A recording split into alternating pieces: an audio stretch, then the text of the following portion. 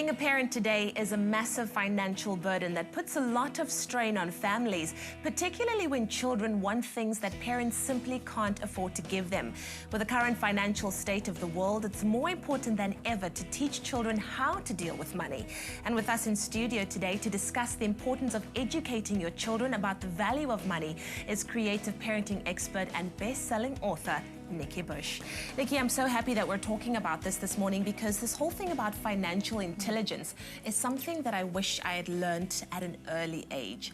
So what happens when children want luxuries that their parents can't afford? How does the parent deal with it and what do they need to do? Firstly, we need to teach our children the value of money. And today our children are asking for very expensive devices. And they need to have them in order to be cool and fit in with the crowd.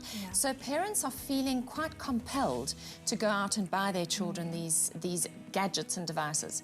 So it really is important that children learn that they can't necessarily have everything they want straight away. Sometimes they need to wait, and if it's an expensive item, they might need to wait a few months for their birthday so that everybody clubs in and instead of giving them a gift, gives them money, which they then put towards something. Or maybe they've been saving up themselves and they can then contribute. And when children put some of their own money into something, they value it so much more. So true. They're more inclined to look after it as well, and that's important. And I think when it comes to high value items, big ticket items, we need to have a breakage and loss policy in our homes as well. It's too easy to just go out and buy a new one if they lose their cell phone, for example. And in our home, my youngest son got his cell phone at about 12 and a half years of age, and he very quickly lost it. Fortunately, it wasn't a very high value one at that stage, certainly not an internet linked smartphone. And what was quite interesting was he knew he had to buy a new one by himself with his own money because that was our family policy. If you lose it, if you break it, if you drop it, you're responsible for it. He'd been saving up for a tablet and he had to redirect his savings into buying himself a new cell phone. So he felt the pain of it. And I think if children don't feel a little bit of that responsibility, they don't take responsibility. So that's important. That is such a fantastic example that you gave us, and one that actually is very new to me because I don't know many young people that are that responsible. You know, most of the time we lose something and parents quickly replace it because they have that guilt of not being able to give their children whatever it is that they want. And we can't necessarily afford it. So even if you have to deduct off their pocket money, so buy it up front because you need to connect with your child if they need a phone, but then they have to have a deduction off their pocket money. And then, you know, they get that sense of responsibility once again.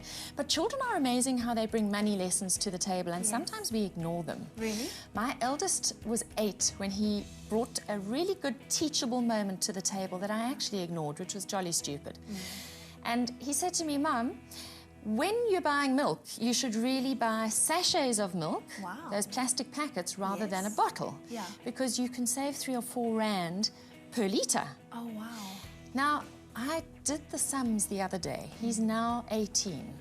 If I had taken his advice, and if I had, say, put 1,000 rand into a savings account for him, an investment savings account at the time, that grew at, say, 8% interest rate. And then if I had add a monthly amount, because if we say we're using 3 litres of milk a week, that landed up being nearly 10 rand a week, times 4 weeks, call it 40 rand a month. If I'd invested 40 rand a month for 10 years at 8%, he would have had about 9,500 rand in that account by the time he turned 18. If he just put it in a savings account that wasn't growing, or put it under his mattress in a piggy bank, then he would have only had about 4,500 rand by the end of that period. So it just shows you we need to teach our children how compound interest works, because compound interest is what creates wealth. When we say money makes money, that's what we're talking about, is actually sitting on your money in an interest-bearing account so that it grows without you having to do much, but you just got to keep putting in a little bit every now and again. This is incredible. And it teaches our children responsibility as well. So what are some tips that parents can teach their children about money and how to deal with responsibility, just to end off with? Okay. Firstly, they need to learn that waiting is good. Okay.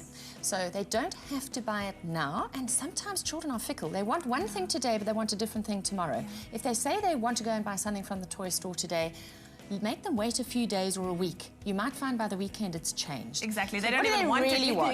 Yes, what do they really want? Yeah. Or are they just trying to be cool? Secondly, get them to spend their own money. So they must participate with some of their own savings for what they want to buy, whether it's a toy or whether it's a piece of technology. I think they need to invest themselves.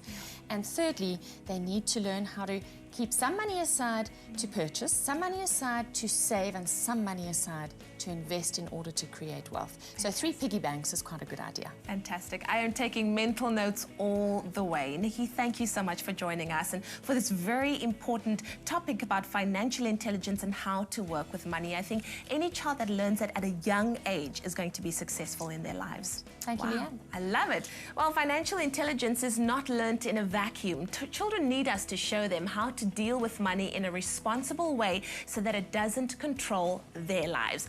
It could be one of the most important lessons you ever teach your child.